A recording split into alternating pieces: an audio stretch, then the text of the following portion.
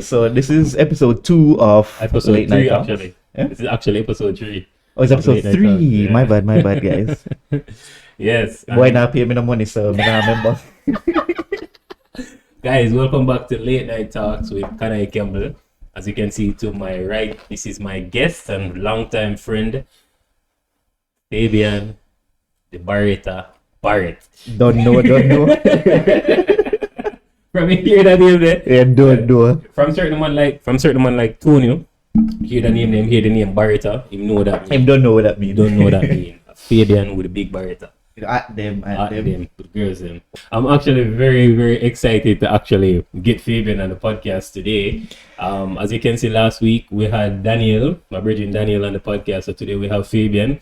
And all the other mans them of 7 kings. Look out, I am coming to search your brains for answers.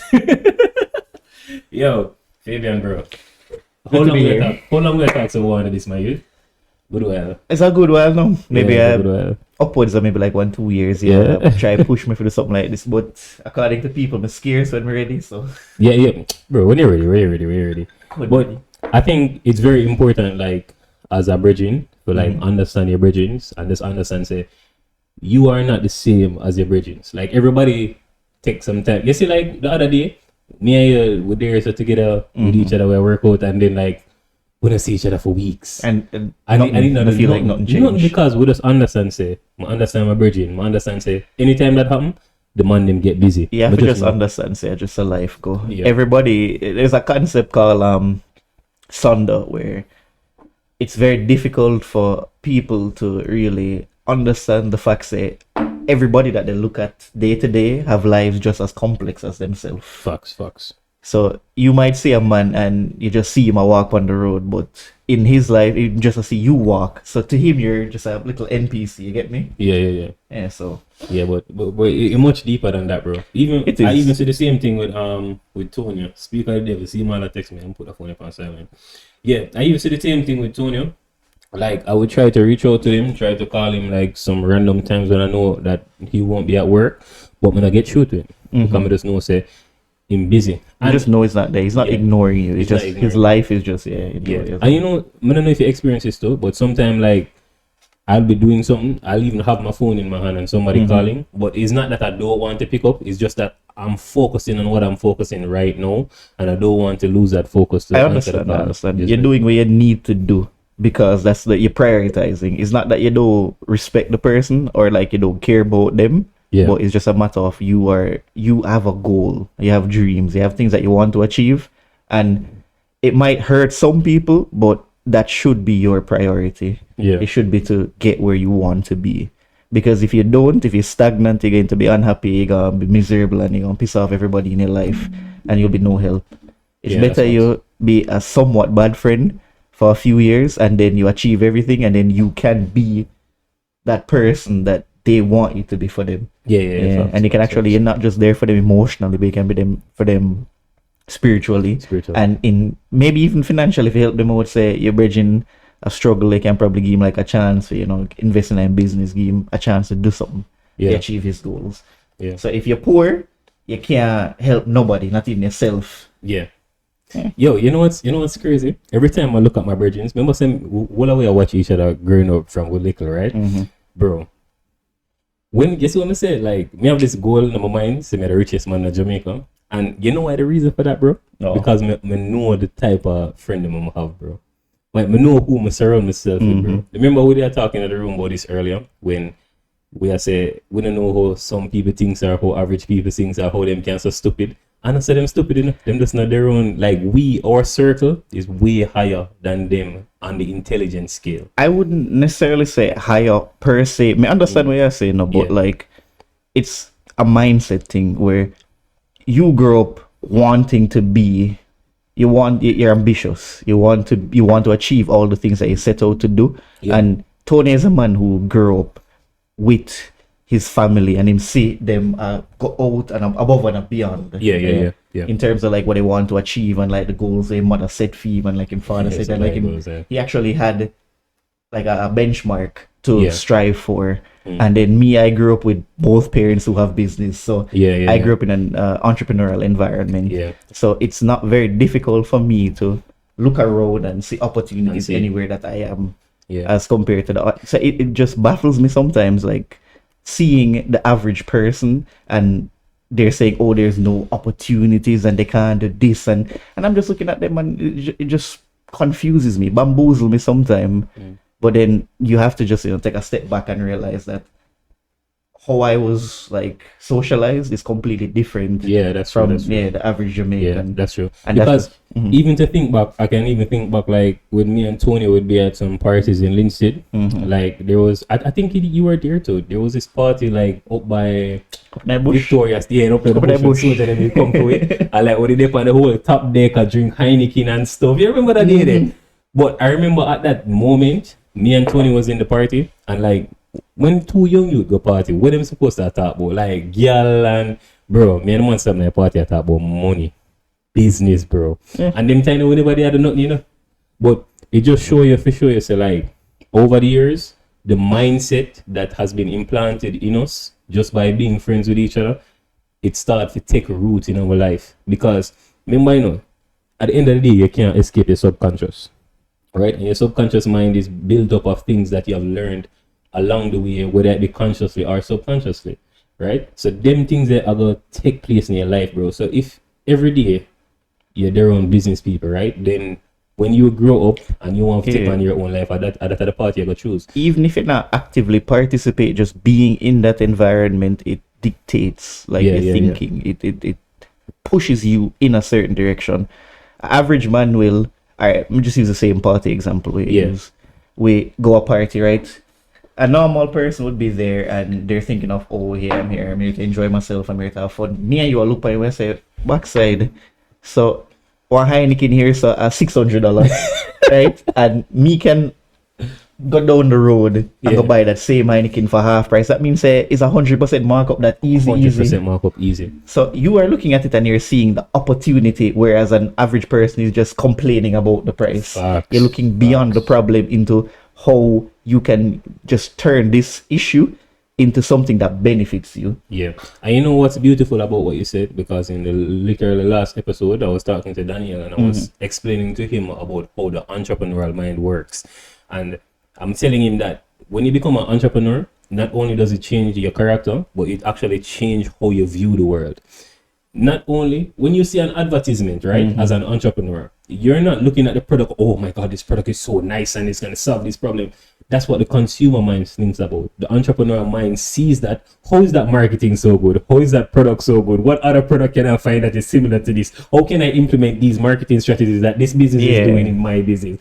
That is how the entrepreneurial mind you look at it and you see how they are improving their product using marketing, and you're like, how can I use this to my benefit? Wow. You're not seeing just what they want you to see. You're looking beyond the surface. You're looking deeper down. People, when you see why I'm saying me the richest man in Jamaica now, how am I not the richest man in Jamaica when I'm surrounded with them man here?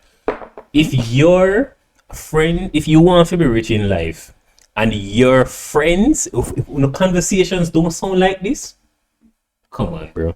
You need to think about it. At the same time, you have to acknowledge the fact that having an entrepreneurial mind is a burden too.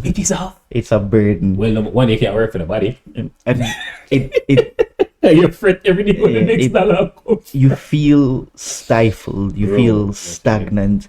Like in situations where all right, let me give you an example. I had worked for a company for a few years and it was a very good experience. I got to be in situations that I wouldn't normally be in, or I would have not gotten the opportunity to be in, and I learned a lot. Yeah. Especially with the people that I was around, because I was interacting with the upper crust of Jamaica. Yeah. And being in that environment, the only thing that I really took from it was the fact that there is a lot of money to be made in Jamaica. Don't listen to nobody who say, all right, there's nothing here. And that's crazy for 3 million people, don't it? That's crazy. There's a lot of money to be made here. All right, guys. So we've been having some technical difficulties. A little bit of technical issues, you get me? But anyways, just like with everything else in life, you'll find that there is problems. There is problems. This is my second podcast with somebody else. I've always done it myself, so it's been a bit more easier to get around certain things, you know. But yeah, different environments. So different they environments. overcome certain little problems. Wait, did I record?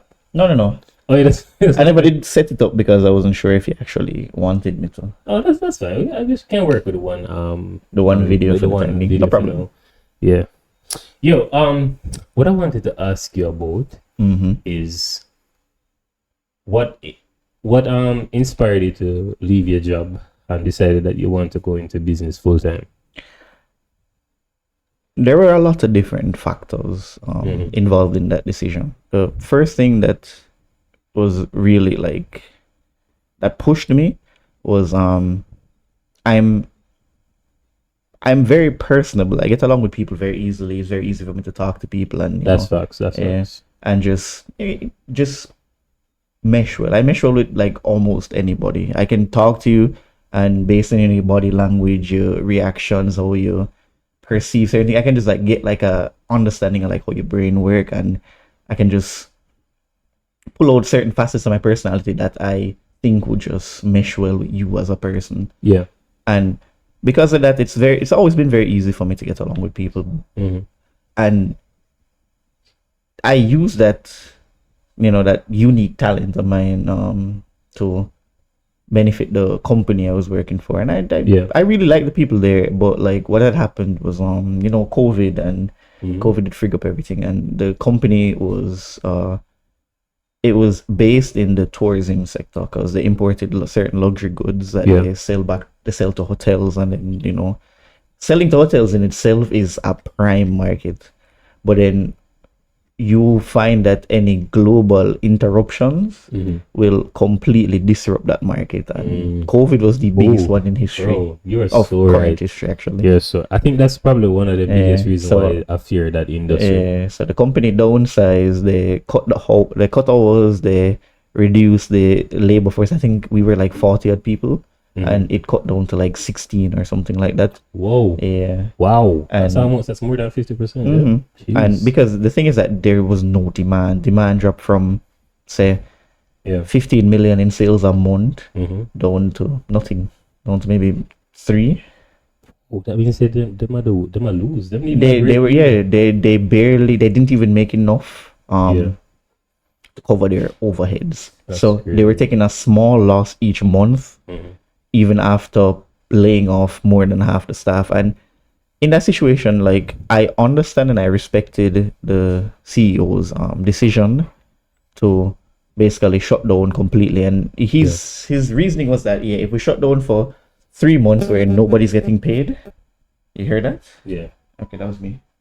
Sorry about that, guys. 1 second. Yep. Yeah.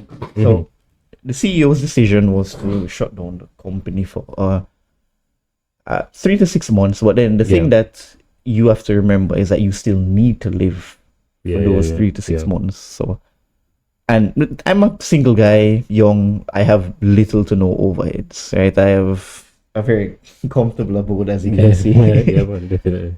So I didn't really have, but the thing is that I'm not sure if everybody else is like this. I know Khani for a fact is like this as well. But when I'm stagnant, I get very antsy, and like a crackhead like scratching them neck, and like you just feel out of place. You feel like it's borderline like depressing, not doing anything, not achieving anything, not trying anything. Yeah. I fear stagnancy more than I fear failure, to be honest, because I find myself like falling into this little pit when I'm not doing nothing, when I'm just there, just existing. And it's one of the things that, funny enough, is one of the things that motivate me the most. Just not standing still. Yeah. You get me? And I'm not sure if it's ADHD, it might be undiagnosed. I think the thing for me, my thing is kind of like reverse that. I came from a high-paced environment. I've always been a hard worker. I used to work overtime at garages. I used to sleep at garages just to learn my trade, just to get good at it. Because I always had this reasoning that I always see my previous employers charge these huge invoices to customers and they would pay them with ease. And I'm like, but we can't do that. And you might get 120,000 per for one job, and that are like out of 10 jobs for the day. I mean, I said, no man, there must be a way that I can do this. So that what I did, I dedicated myself. So because me I come from such a high-paced environment, even when I started mobile auto tech, I remember just being on the road, answering calls and messages while I'm driving and getting scans and doing estimates. It was a lot. I was taking on 3 roles at once, right? So a big problem that I faced was I hired a technician and an assistant in the same week. So my work per day went from 100 to 0. I was left at the apartment with crippling boredom, bro. Yeah, man, I was like upstairs smoking weed in the days because I did not. You have nothing to do. I didn't know what to do. You're not sure what to do with all this free time. Yes, and it takes, for me, I don't know, but it minimum takes 2 to 3 months for me to adjust to any environment or any new state. It took me a while. I don't know why. Even when I came home back to Linset, I was still feeling that state, right? Because I still had my assistant, I still had Kimani. The watches were doing good. The both companies were doing all right, and it's like me I make $500,000 plus per month, and me not do nothing. So it's like I was trying to find what else is there that I can do, bro. I'm so bored. It might not just be boredom. It might be your subconscious talking to you and saying, "Hey, I need to do something else." Hey, yeah, you've already maxed out on these 2 businesses, and you're just wasting your potential. Because my parents, they're even though they're a pain in the ass more while, they are some of my biggest motivators in terms of certain things. Because like, even though my mother and I have a very tumultuous relationship, don't get me wrong, we get along extremely fine, but we both have very strong personalities, so we clash a lot. You get what I mean? Yeah, we know that. Yeah. So all the time, because of that, no, like it's very back and forth with us, but at the same time, she will always reach out to me whenever she have little problems, and I find that solutions for problems comes very easily to me. And certain being in circumstances like, so for example, me and Khani, we've been talking throughout the day, and we found that, like, I'll just give him like, I think you can do this, or I think you can do that, and Khani looks at it and is like, yeah, those are pretty good points that I think I can get capitalized on. But like for me, they just come naturally, and I don't even think about them. They just spot, you get me, just on the spot. So I think that because of how my brain works, whenever I'm stagnant, it just it's just like it freak with me, essentially. I think that's why I decided to do content now. Alex Hormozy, me and Tony have been listening to Alex Hormozy a lot. I like that guy. Yeah, yo, he's so cool. You know what's crazy about Alex? Don't get me wrong, him wife deep voice kind of freak with me. He kind of freak with me. Everybody always on him in case like that, bro. You understand? Imagine her in bed. I promise you. At first, I thought she was transgender. Me too. Bro. I thought. Imagine her in bed. Yeah. Oh, Alex. Mas mantap nice. But what everything. Yo, but this is exactly why I went into content, because I was feeling so empty. Because I was making money from mobile auto tech, and I'm making money from the sales of the watches, and I just wanted something else to do. I don't think you should focus so much on the money. I think you should look at the fulfillment. My friend, I am not getting paid to do this. I understand. This is just joy and fulfillment. So my mother always say something like when I grew up. Yeah, what like, she say? She say always have to kiss us before you can kick us. Yeah, that's what you. Yo, this might sound a way, bro, but me kiss whole heap of ass for kick ass, bro. Why? Bro, I remember.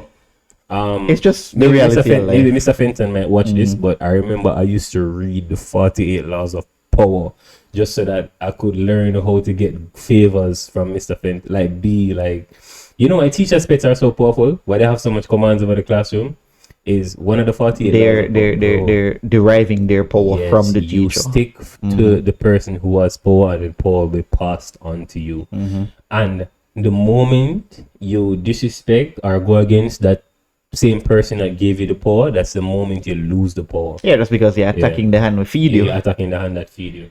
So but as a man that wants power or for yourself or to do things for yourself. For example, if your dream is to be a CEO and you're working for somebody that's a CEO, it's only a matter of time before you leave their establishment. Because really and truly, if you want to be an entrepreneur and you are working for an entrepreneur, it doesn't take long for you to learn how to be an entrepreneur. You're basically a big fish in a small pond. Yeah. So you find you outgrow your environment. Yep, true. And the thing with that is that taking risks is so against human nature for most people. Yeah. Taking risks is so against human nature for a lot of people that you feel so? It is. No, I don't think. I don't. It shouldn't be because no, it's the not way a matter. we got here. It's physiology, kind of. It's physiology. It's biology. But the way we got here was all risk. No, it's all risk. It's all calculated risk. And let me put it like that. All right. You look at it from a biological perspective, where humanity, as it is just a series of lucky choices that led us to being at the top of the food chain. You get me? Yeah. Discovering fire, agriculture, cooking food. You get me? It's just like luck, essentially, that pushed us to be here. And we still have a lot left over from, you get me, from caveman days. I'll put it like that, from the lizard brain. So we still have a lot? Yeah, well, still have, there's regardless of how you look upon it, there's still a lot of left over. The old Adamic nature of man. Risk women, usually results in death. That's just how you have to look at it. You're doing things you don't know. You're going outside of the norm. You're going outside of the established principles of your society. And two things you have to remember. Humans did not like change. They don't like change. It's true. They don't like change. It's hardwired in your brain to resist change. Yep. As you get older. The older you get, the more set you become in your habits. That's so true. And personally, people especially if people are listening to the podcast and they're younger, and there are things that you want to achieve, you still have time. You can still do it. Honestly, if you're 20s, 30s, you can still do it. Bro, all they have is time. That's so crazy. Time is one of the few assets that you will have that becomes more important the older you get. And that is why I prioritize for myself that I think I was even talking to Daniel about this in the last episode, where, bro, once you start making money, employ people. If you have a lot of tasks to do to make make that money, that is also subjective. No, bro, it's also subjective. Me understand your reasoning. All right. For our business to reach the heights that it should reach, right? You have to delegate. Compete with the other businesses in the space. You have to be doing it at a large scale. So I think that as your income increase and you have a lot of tasks that can be delegated to other people, I feel like you should. If them can do it 70% as good as you, give them the task, because it's going to save you a lot of time. You're not looking at this again from the average man's perspective again. So may I try to keep you grounded?